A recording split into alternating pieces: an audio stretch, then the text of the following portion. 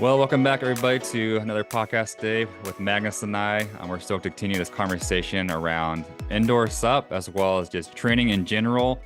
And today, focusing a lot of things on topics such as mobility, footwork, and balance. So, kind of three areas we're going to focus in today's podcast to talk about how we can use indoor SUP and other training methods to improve these areas, and especially focus on off the water training today. So, how can we work on improving our mobility, our footwork, even our balance while being off the water? So that when we go back on the water, we can have a better experience and a funner experience of improving those areas as well while being on the water. So should be a great conversation today, a super interesting one. I know I reached out to you guys on social media the past day to see if you had any questions about this stuff. So those are kind of the questions that came up that we'll talk about today. And starting things off though, we actually had a question come in on YouTube from, on Instagram, from the West Coast SUP guy. So I've talked with him some in the past. He has a good question, and we'll start off today talking about for today's conversation. And so his question was, does your stroke stay the same or differ when using different types of boards on the water? So that's a good question to ask. I know a lot of you guys who paddle board use different types of boards. Some of you may use all-around paddle boards, which are typically wider, maybe 30 to 36 inches wide. And then some of you guys also paddle on race boards, which can be from 20 inches wide to 26 inches wide, so much narrower. So because of that, there are some factors that kind of take place when it comes to our stroke type and the type of stroke that we're doing as well. So starting things off, Magnus, what are kind of some of your thoughts about this? Do you think your stroke will stay the same, or will it differ between, depending what type of board you're paddling on? Definitely differs between boards, because what we found was, like a displacement board. Then we can, then we have a little bit lower stroke rate, because it takes more power to drive a displacement board. A planing hull board instead, like a flat deck or flat bottom board, that will need a higher stroke rate, because that board wants to get up on the surface. A displacement board wants to split the surface. The water surface, that's where the most resistance is. So either you want to be under the surface or over the surface. So we've seen actually in sprinting that a planing hull board actually could be faster, but then you need a much higher stroke rate to keep it up there over the surface. And talking about board width, there, if we have a too wide board, depending on our length or height, then we need to shift sides all the time, so that the stroke rate will, in average, get down. We won't be able to keep that high stroke rate, because then we will, paddle all over the water. Yeah. So the more narrow the board, the higher stroke rate we can have to still keep it straight. Yeah, that's a good conversation too, because when I talk with people in terms, like I said, like how often you switch sides when paddling on a paddle board, like I said, if we could paddle like as straight as possible, the best way to do it would be paddle right down the center line of our paddle board, which obviously is not possible to put your paddle in the center line of your paddle board. But our goal is to be as close as possible to that center line in order to paddle straighter. So obviously the water paddle board, the further away your paddle is from that center line, which causes you to turn more with each paddle stroke, which, like I said, in return causes you to have to switch sides more often, because you're trying to compensate for that turning in order to keep going or tracking straight where you're going. So that's kind of an analogy to people is like, imagine this line going down the middle of your paddle board. Your goal is to get as close to that line as possible with your paddle blade, but obviously you're limited by how wide your paddle board is. That's as close as you can get your paddle blade to that center line. So it makes total sense what you're saying. And the same here, when we're not that experienced paddlers, or even experienced paddlers, when we paddle on our right side, for instance, we tend to put more weight on our right foot, meaning that we're tilting the board, and the board will go in the opposite direction. So combined with the angle of the shaft of the paddle, that will, the board, if I paddle my right side, the board will go so much more to the left. Mm-hmm. So that's when people increase their stroke rate, they put more weight on that side, which means that it also will go much more to the side. Mm-hmm. And you know, most people, their speeds and their stroke rates will be limiting by a too wide board. Yes. Yeah. Obviously, the bigger the board is, the wider it is. You're pulling more mass through the water, which obviously, the more mass you have, the more resistance you have in terms of width of the board, the more force it takes to paddle at a higher speed, which is obviously more tiring too. But you also have to angle the paddle more to the side, which means that will create a sweeping stroke instead, like a steering stroke. Mm-hmm. So that's exactly. Yeah. So that's good. Go ahead. Now, many people, you know, they say, oh, they can just go like 3 strokes aside. And that will definitely limit everything on the stand-up paddleboard. So if you can, you know, you just can do like 3 to 5 strokes per side, you definitely should think about changing board. That's a good tip. So with that too, would you say your technique in terms of how you actually paddle in the water will differ in terms of being on a wider board versus a narrow board? Like, for example, would you place your top arm more over on a wider board or not, kind of thing, versus a more narrow board? Or how, like, would you recommend changing your stroke technique or your paddling technique in terms of the board you're on as well, or not? No, I feel, you know, we've done a lot of testing on inflatable boards and so on. We did exactly the same tests on inflatable boards as we did on the hard boards. And so, you know, overall, I think we've tested the same methods for over 200 boards, like 110 race boards and like 90 different inflatable boards. And you can paddle a wide, like a 32-inch wide inflatable board at quite high speeds. We reach like maximum speed up to 13 k's per hour and average speeds at like 10 plus. But it means that you have to change your body to lean more towards one side. You have to rotate your whole body to be able to get a straight, a vertical shaft, so you can keep the course or straight line. So it will definitely change your technique. And what I'm all about is using the gravitation and our body weight to drive a paddleboard, because it costs less energy, meaning that the closer we can put the paddle to our body, the more we can use the body weight. But we cannot lean to the side, then we will fall off. The board will go in one direction and you in the other. So that doesn't really work. So then we have to pull much more with the arms. You're saying you pull more with the arms then on a wider board? Is that what you're saying? Yeah. Yeah. Yep. That makes sense. And I noticed too, when I first started paddle boarding and working in technique, I was on a wider board as well.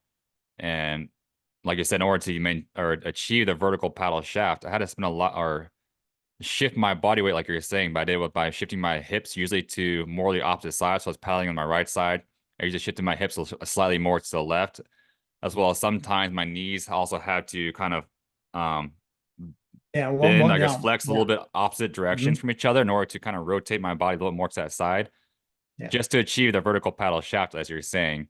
Where now, as I'm on a race board that's much narrower, I'm able to paddle with my hips more in line now. My hips don't shift hardly at all to one side anymore, as well as my knees are much more in line with each other as I'm doing my paddle strokes, which is an interesting concept. Yeah. And here you might, as you said, you might have to keep like a staggered stance or box stance, as we call it, to be able to paddle straighter on a wider board. So it's more difficult to stand with in a parallel stance. No, exactly. And so I think, like you said, it's more like learning the basics of your form and stuff obviously on a water paddle board when you're first starting off. And you will, like you said, you will have to use a little more upper body strength as you're doing that, because the board is so wide, you're limited by that factor in terms of how much weight you can apply to that side of the board. But it also will take time too when you start transitioning to a narrow board. for example, if you make a big jump going from like, say, like a 34-inch wide board down to a 24-inch wide board, it will take some time for you to kind of learn the new stroke style as well on that paddle board. And so, like for one example, I've been working with a guy on his paddling technique, and you can tell he still has kind of like that leaning over to the side position on his body, because from a wider paddle board, but now he's on air board, like you don't have to do that. Now you're trying to like focus more of your body weight forward into that paddle stroke versus out to the side, because now it's easier to maintain that vertical paddle shaft. But it's almost like you said, there is a difference in stroke. So you're transitioning your body mindset of like, okay, less to the side, let's go more forward now. And that's a whole new concept to learn and understand, because now we're using more of our body weight. You have to learn to, like we said, like trusting to almost fall onto your paddle blade for support as you push into it, which is something you don't really work too much on as a beginner paddler. You're more focused on other areas of your stroke. And so that's another big, I think, a big hurdle to understand for people who go to a race board, is learning to really fall forward on that paddle blade, because it's a whole new concept that's different, I think, from a wide all-around paddle board. Yeah, and what we see in here is that people usually coming from a wider board, they put their blade too far out to the side of the board because they're used to it. It's programmed. They have their muscle measurement and so on. And some people that going from like an inflatable to a hard board, they're so afraid of hitting the board, and so they keep the blade too far out to the side, and there's no use then to use the narrow board. So the board should definitely be the quality of that board should definitely be as good as you can hit it without Yes. I've got a new board already this past week, and I've already got marks all on the side of it from hitting it with my paddle. Should be that, because then you're using it in the right way. So it's better to hit the board a little bit instead of going too far to the side. Exactly. Yeah. Just learning to, like I said, we're trying to get that paddle blade as close as you can to the center line. So if you have 0 marks on your paddle board, that means you're probably not getting your paddle blade as close as you can to your board. And you can also detect like symmetries here, that you're not as good movability on one side compared to the others, because if you look at where you place your blade, you will maybe see on one side is closer to the board than the other side. So then you know that there's something to work on there. Absolutely. So let's kind of move into that topic then, mobility. Like you said, a lot of times paddlers, we may not realize that, but usually we're more mobile on one side of our body versus the other side. It can be in our shoulders or in our hips or other joints that we have as well when we're paddling. So are there some ways, or what are some ways we can improve our mobility with using indoor SUP or other exercises to improve that paddling experience? Yeah, we always do, with the physiotherapist, we do some tests that we can see that we have the right mobility in each joint, and also the stability in each joint and so on. And that we can train, because it's very easy to train. So if we feel we're limited in our mobility on one side, for instance, we can just focus on that side and try to move it as far as we can when it's not affecting the other parts of the body. So let's say if you're gonna do a squat, so if you go down with your butt as far as possible until your heel's starting to lift. So don't force the butt further down, then just stay where the heels start to lift and go back up again. And because of more and more repetitions to that stage, that will gradually increase the mobility.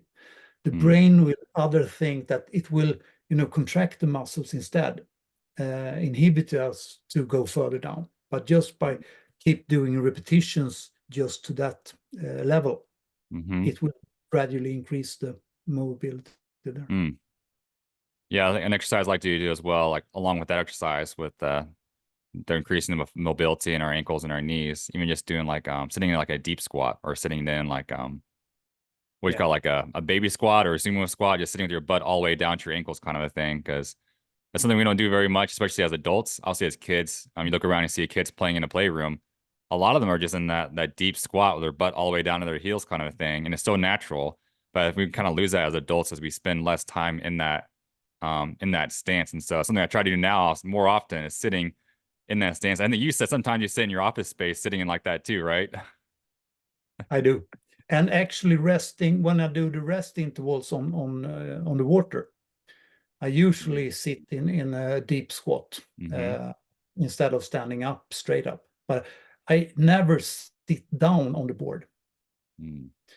Sometimes a really hard interval, you lay on the stomach and just, but never resting, because if we always sit down on the board, we won't get the same effect. The brain will start learning how to relax when standing up on the board, and we will paddling standing up, meaning that we will gradually how can I say it? We will gradually be more relaxed during paddling if we learn how to rest standing up.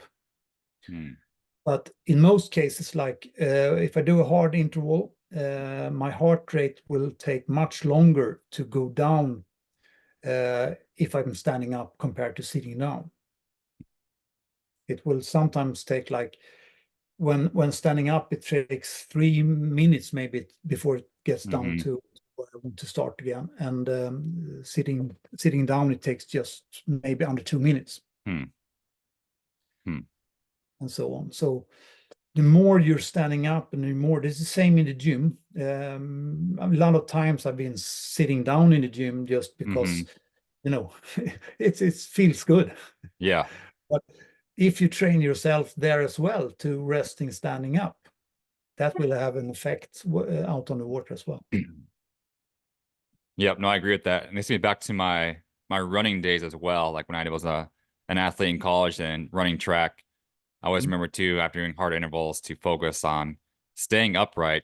And especially even they said, like, get your hands above your head to help pull more oxygen into your lungs as well, to help bring the heart rate back down. But I think the same concept, you're learning to train your body to recover in that standing state, even though we're mentally, all we want to do is get to the easiest resting point, which is obviously sitting down or laying down, to just collapse, because we want to give our muscles a break as well in terms of even just supporting ourselves standing up.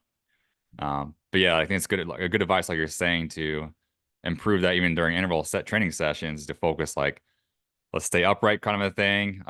Even in, like I say, you can grab your paddle, put it above your head here to try to pull more oxygen into your body as well. Just trying to focus on, like I said, bring the heart rate down in a standing state. Yeah, because this is, in the end, this will help us, during micro pauses during paddling. It will get blood flow, increasing blood flow and everything. But so we've seen that if you're going to do, like, your goal is to do 10 intervals, and you're used to doing 10 intervals when you sit down during the rests. But if you try this and standing up, so maybe you just can do 6 when you stand up. But that is still much better training than keep sitting down, because gradually you will have an effect of this. And the brain is, it just adapts if it's forced to adapt. So if always the alternative is sitting down, then it will just adapt to getting the possibility to sit down. But during a race or and so on, you can never do that. Yeah. So therefore, there's no need actually to train that sitting down. So gradually you will start doing, 8 intervals standing up and then 10 again. Yeah, gradually building it up there. So it kind of goes back to, our concept of mobility once again. I think we're just, like I said, we're gradually over repetitions increasing mobility.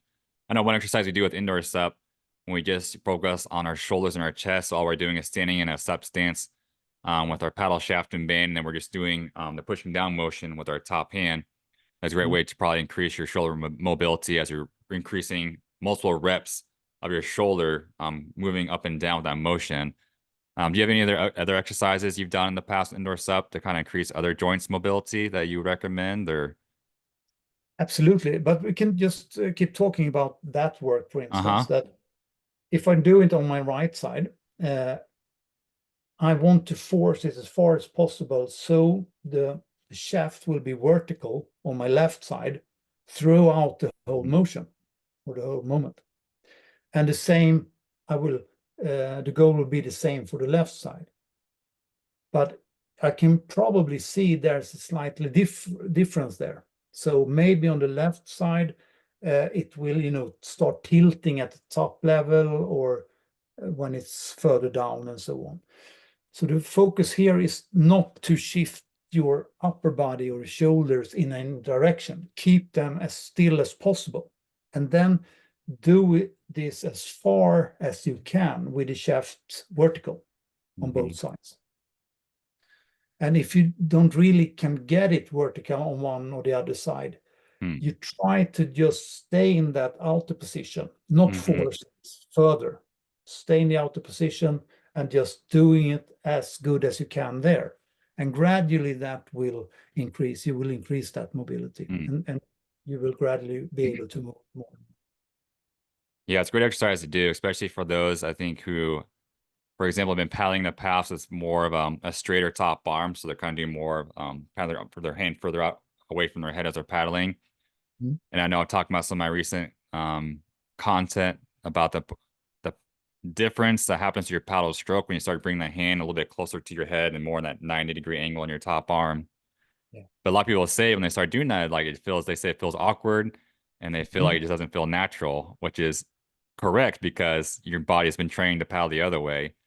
And I tell people it's not going to happen in one paddle session. You can't just go out there and change, for example, like your top arm position and expect it to feel natural, because your brain is telling you it doesn't feel natural because you haven't been doing that way forever, kind of a thing. And so for me, I know what helped me change that was doing like this exercise, like you're saying, is just focusing on moving that top arm over and over and over again in that position I wanted to be in, and retrain my muscle groups. And I tell people now, like, for example, how I used to paddle with my top hand further out in front of me, that feels awkward now. And that doesn't feel natural because I've retrained my muscles to do it the other way now. So that's been super interesting concept with that style as well. I actually did a test once, or a lot of tests. I did it for a couple of weeks or something. I just paddled with my paddle twisted the wrong way. So I had the backside of my blade forward. And I did that in every session. And when I was going back, I just wanted to see what happened with speeds, what happened with everything. And when I went back to normal again, it felt so awkward. It didn't feel right in any way. That's so funny. Yeah, it's crazy how we can train our brains to do something incorrectly to make it feel correct, kind of a thing, when in reality it's not. Yeah. But that will only happen when you actually force it to there's no options. It cannot change. So the brain will always find the easiest way. So you consciously have to, tell the brain what we're going to do and not do. Yeah. So I have another question in terms of that shoulder mobility side of things. Obviously, by increasing our shoulder mobility, it helps us get a more vertical paddle shaft with our top arm, for example, as well as depending where we have our top arm, it can affect the amount of reach we have in our paddle stroke. Some people have asked me, like, why don't you just rotate your body more to give you more reach, for example, or to increase more power in your stroke? So what are your thoughts on that? Do you feel like it's more beneficial to maybe not reach over as much with your top arm and just twist your body more to compensate for where you position your top arm to give you more reach or power? What are your thoughts on that in terms of twisting versus not twisting? Yeah, what we've seen through the test, because to answer anything, or for me, I need to test. I cannot answer without having tested it. So this was something we saw early in the beginning, because there was a lot of technique tips like 10, 15 years ago, where you wanted to twist your whole body, stacking your shoulders and everything, and rotate. And the board is very, very difficult to keep the board plane on the water and keep it stable there, because if it's stable, and not rolling to the side all the time, it will get glide much more longer and more easier. So the more you can minimize that the board, start to move around too much in the water, the better. That's what we saw, for instance, now with the Indoor SUP, that here we train ourselves to keep an equal pressure on both foot. Mm-hmm. We actually can train us to keep same pressure on the board instead of putting weights from one side to the other. Then the board will glide much easier and much faster. So that's why, and I was talking to a sprint coach in canoeing like 15 years ago, and he said that, yeah, we want to minimize every movement that's not it's not useful. And the same here. If we want to use the gravitation and the bigger muscle groups, yeah, we have to look at this, see how can we incorporate our bigger muscle groups without moving the board in the wrong direction and create a lot of, losing a lot of power to the sides and so on. That's kind of what I noticed too when I've tried to answer that question myself, and the same thing, testing out myself to see what happens in the water. And yeah, I think as of right now, my biggest thing, as I said, or I've told people, is like, when you start twisting your body more, you're obviously your body weight shifting on your paddleboard, just like you're saying. Like, you have to compensate that with putting more weight, for example, on the opposite side of your foot that you're paddling on. And so, like you said, like you're having to work more muscle groups of resituating and rebalancing your body on that board to keep it level, keep it planing well, in order to twist it to get more reach or more power in your stroke. But like I said, like what I've come to notice, I feel like by minimizing those extra movements, so by minimizing the twisting, I'm able to obviously keep my board more on a plane easier. So I can start working on, like right now, I'm working more on my mobility in my shoulders and my hips, for example, as well, to still generate good reach and still generate good power, but with less twisting of the body.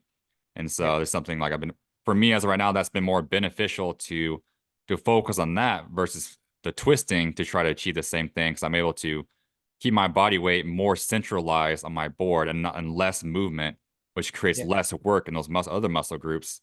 And what's over, like, for example, in a long race, is less fatigue as well, as I'm having to work less stabilizing muscles, for example, because my body weight is standing more in one position, more or less. Exactly. And what we saw in the beginning there was that stand-up paddling is one of those activities where we actually relearn to the stabilizing muscles and the mobilizing muscles, meaning that stabilizing muscles is the muscles that keep our upright, the skeleton upright, and the mobilizing muscles is that can move our legs, arms and legs and so on. And stand-up paddling was one of these activities where we start to learn how to learn these systems to cooperate again, meaning that the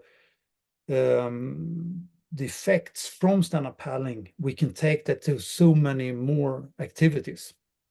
So the training effect for other activities so much better from stand-up paddling.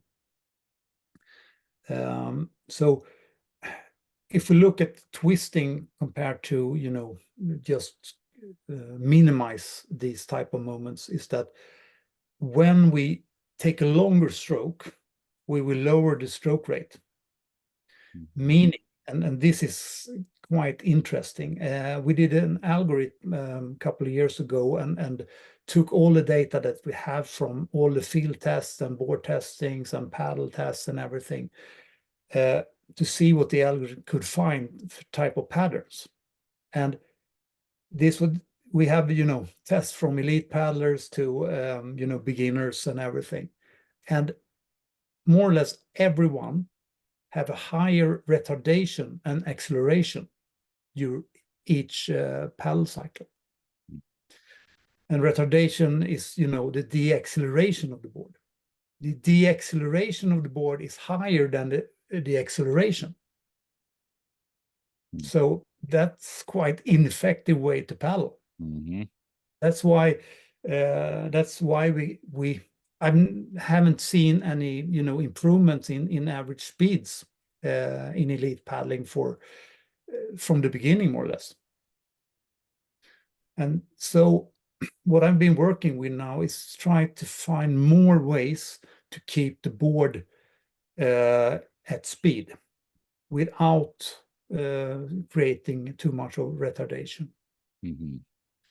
So I've found different ways using my hip flexors and so on to find new ways to keep that acceleration. You know, the catch start the acceleration. But if the gliding phase or recovery phase, that some people call it, that slows down the board too much, and we have to restart everything again, which costs a lot of energy. When we can keep the speed up, it's better. And we're actually seeing this, that, you know, if a board is too light, it will slow down much faster in headwind and so on. So a board that's a little bit heavier, it continues gliding for longer, or keeping that speed for a little longer. Exactly. And that's just basic science. Exactly. So the light is not the best. And in stand-up paddling, you know, it's a good thing when we're in downwind. That's very good if it's light. But in sidewind and headwind, might be better to have a more, or even it's very, very choppy, have your board could sit better in the water and make it more stable in that way.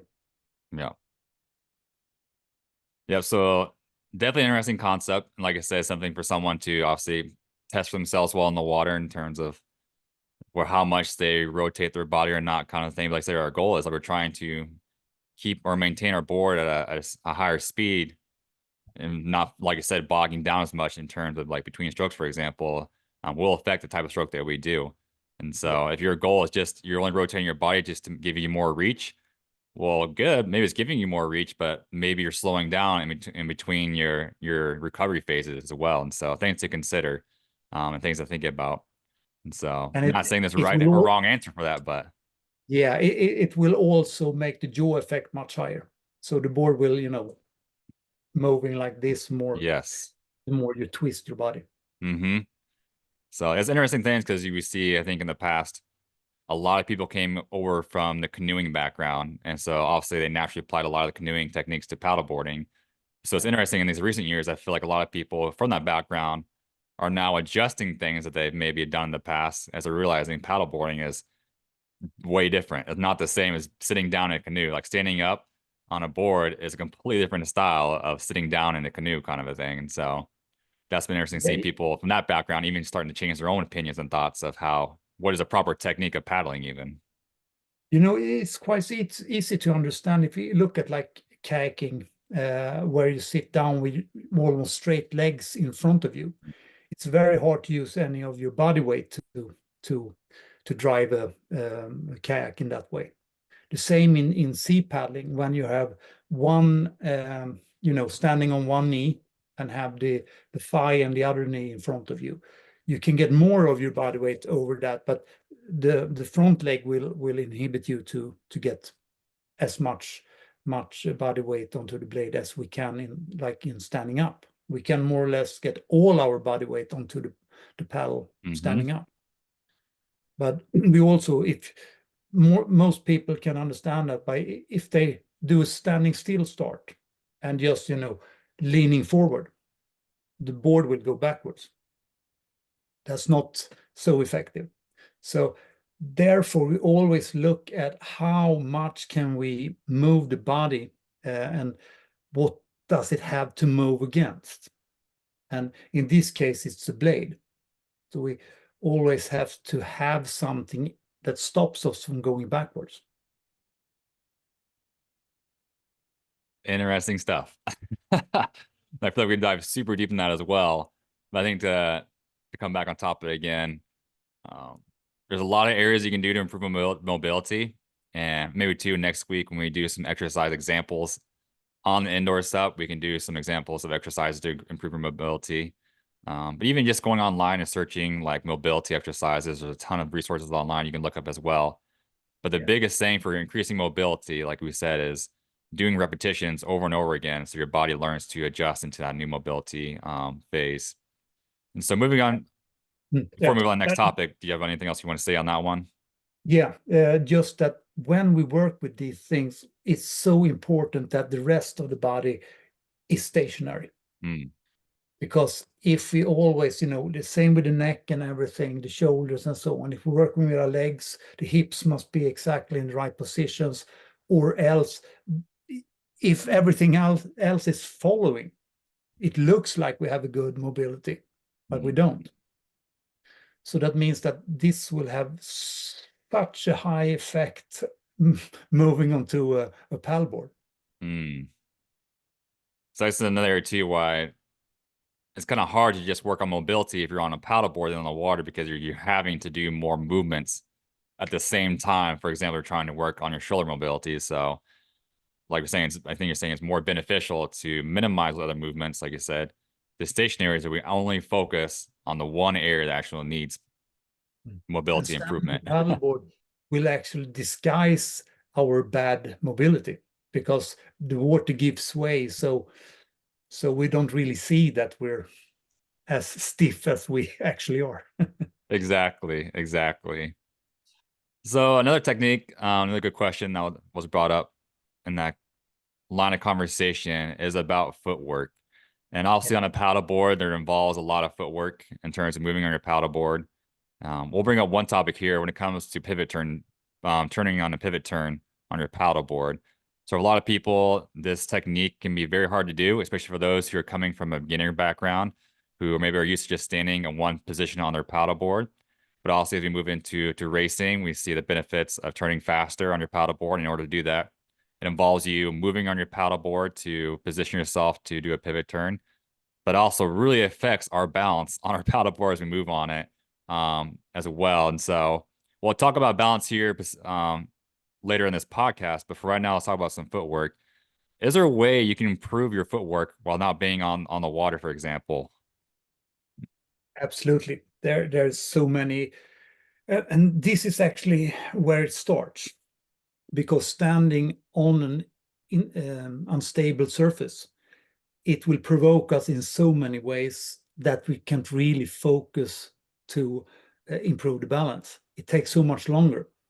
So if we have a firm surface to stand on, it's much easier to work with the body compared to that. That meaning that we can learn how to stabilize specific joints and specific limbs and so on. So the easiest one is that because we're programmed today to always have something to look at when we try to keep our balance. We need the reference point for our eyes, and that will be a limiting factor. So meaning the best way to train your balance is to close your eyes, and sometimes even to close your ears or have something to block your hearing. And because we all we need is in our body. So if we're standing with our feet on the ground, that will give us enough signals to the brain how to correct our center of gravity all the time. And one of the what's used in physiotherapy and so on is that do testing standing on one leg with closed eyes.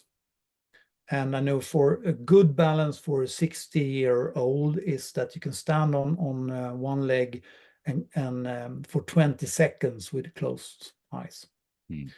And I did, because this is so important to be able to shift your body weight from one foot to the other in stand-up paddling.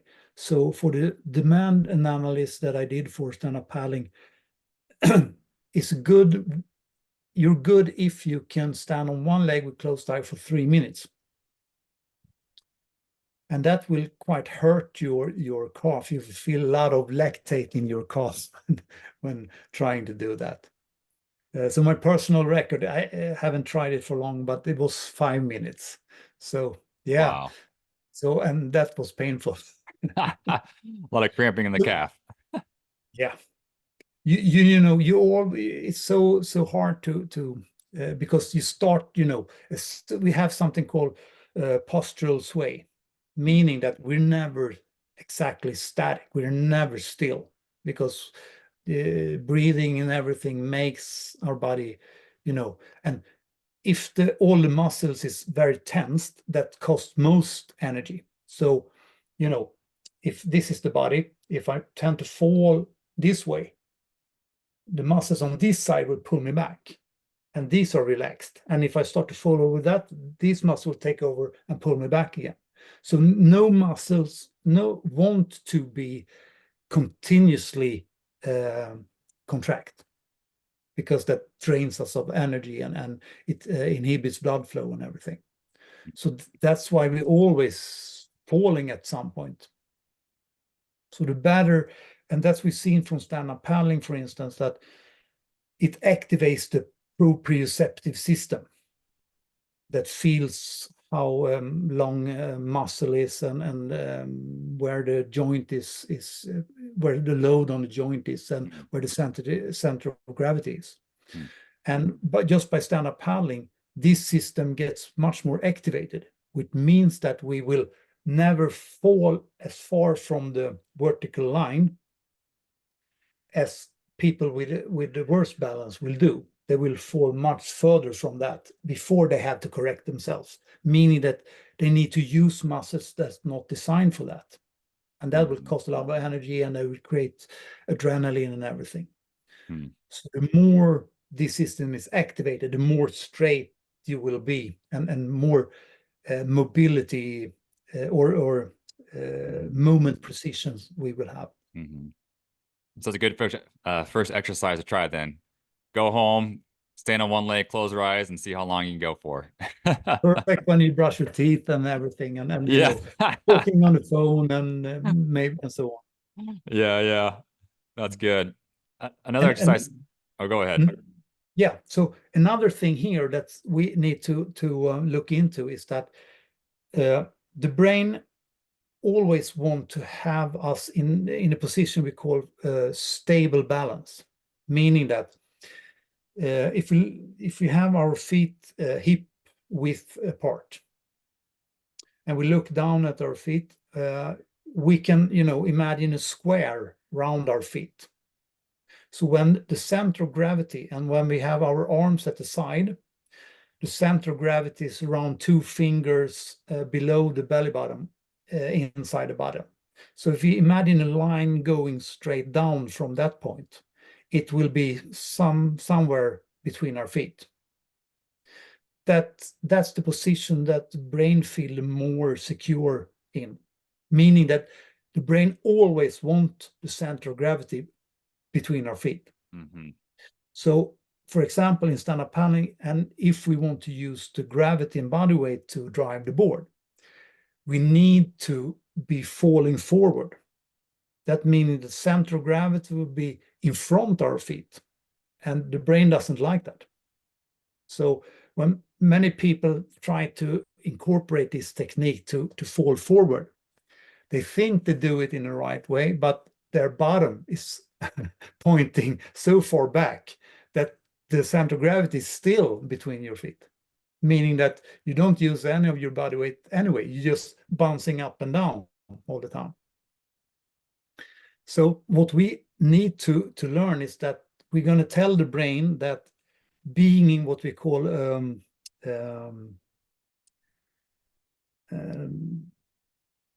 I forgot the English word for It's okay.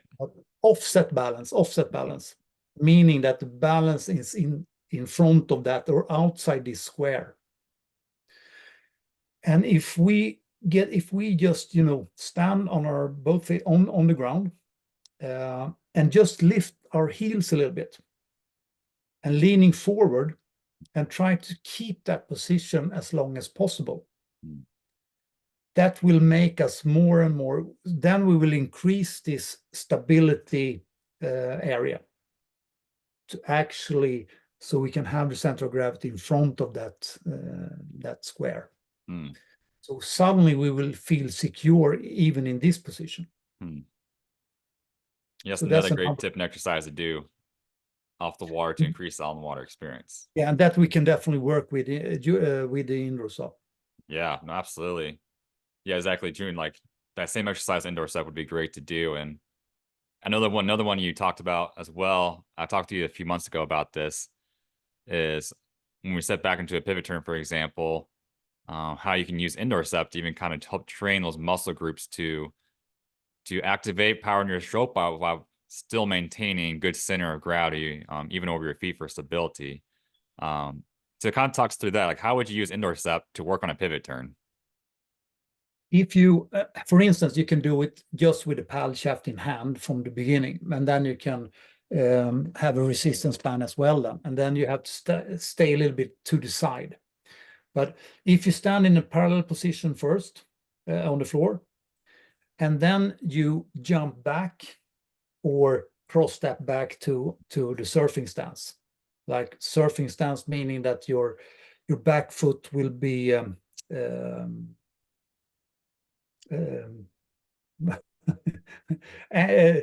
Yes.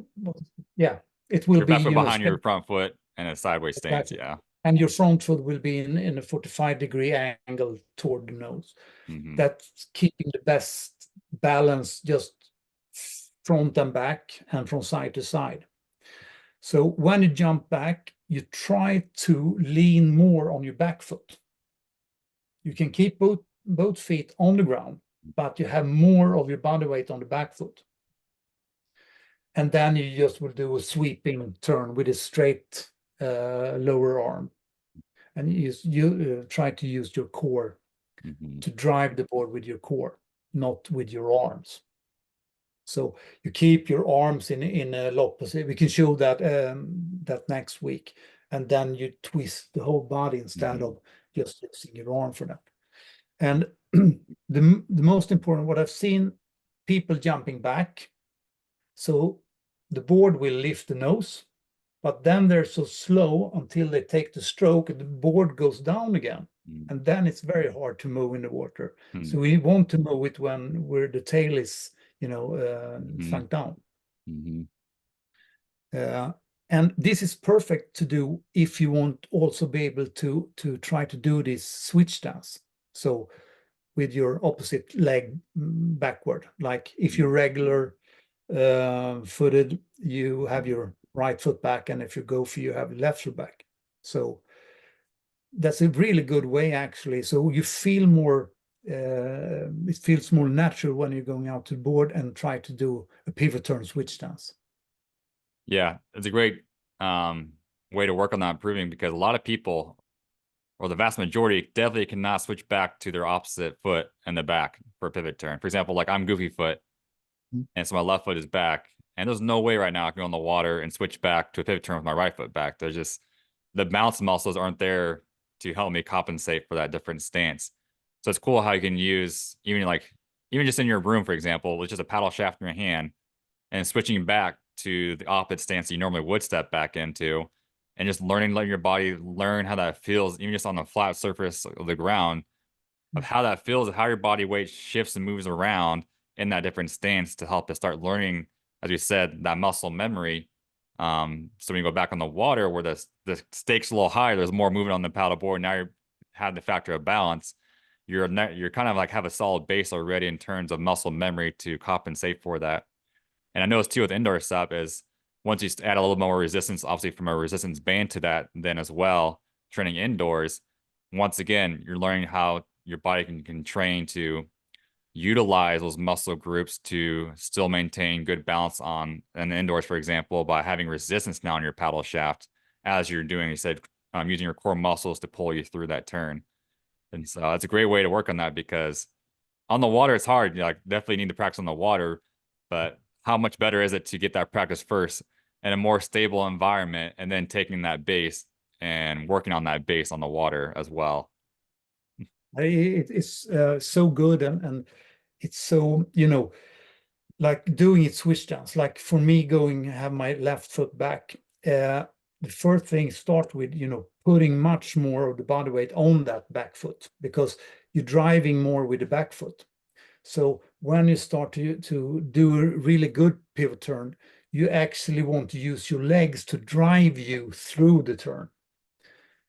So each stroke you're pushing the board forward, and as soon as the turn is over, you want to put your front foot, pressure on the front foot, so you as soon as possible get the board down so it glides much better again.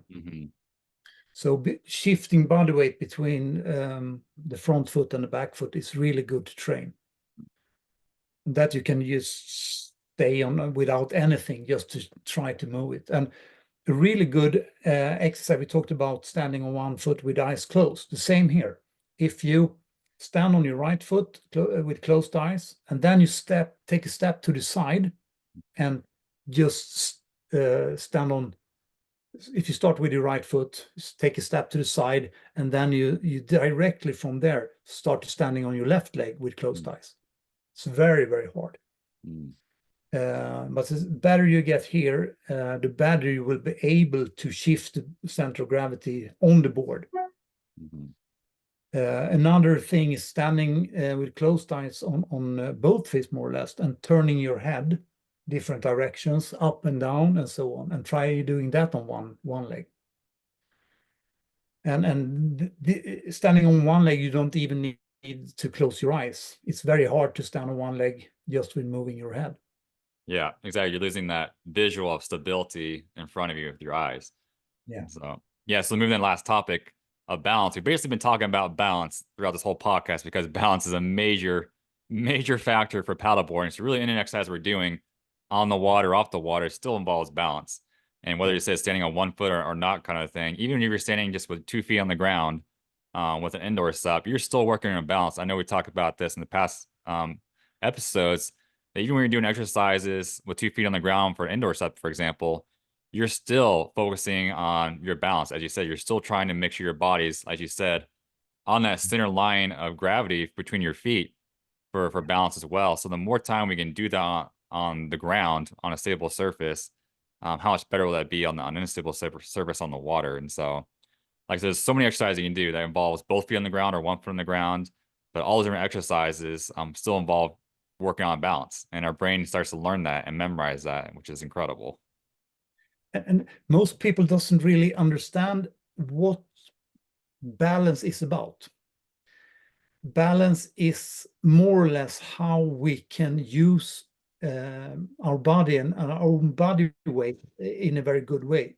Because if we have a good balance, meaning we need a good posture, meaning that we have the right load on our joints, meaning that our joints is taking our body weight in the way they're designed for.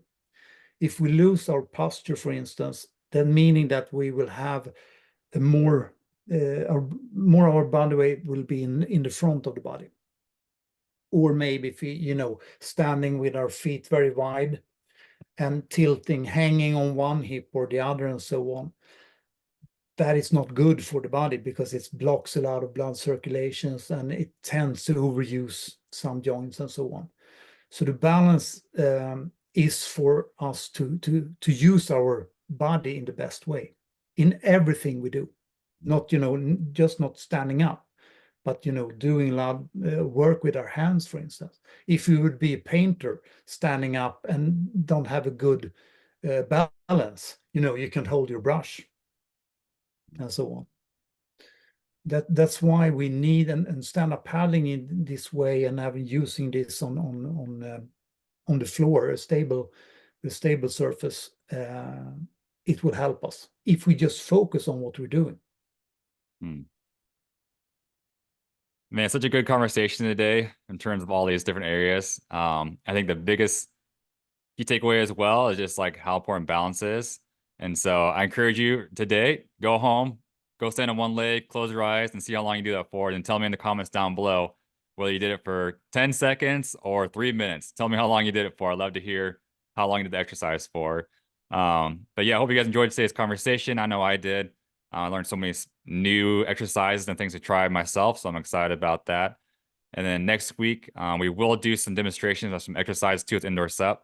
I know in last episode we said we are going to do it today, but unfortunately just didn't work out today with some scheduling. So next week we'll definitely get that on display for you guys. So I encourage you to watch on YouTube next week to see Magnus demonstrate some exercises for us for the Indoor SUP and see how we can better use that tool. But hope you guys enjoyed today's episode. And as always, if you have more questions about Indoor SUP or even just training in general, feel free to reach out to me here on the social media, on Instagram or on YouTube. Shoot me your questions. Love to answer for you guys and help you and continue to improve as paddlers, as that's our goal here for this this content, is help you guys become better paddlers and have a more experience on the water and even off the water. So hope you guys enjoyed today's episode. Have some fun this week. Enjoy some time on the water. We'll catch you guys in the next one.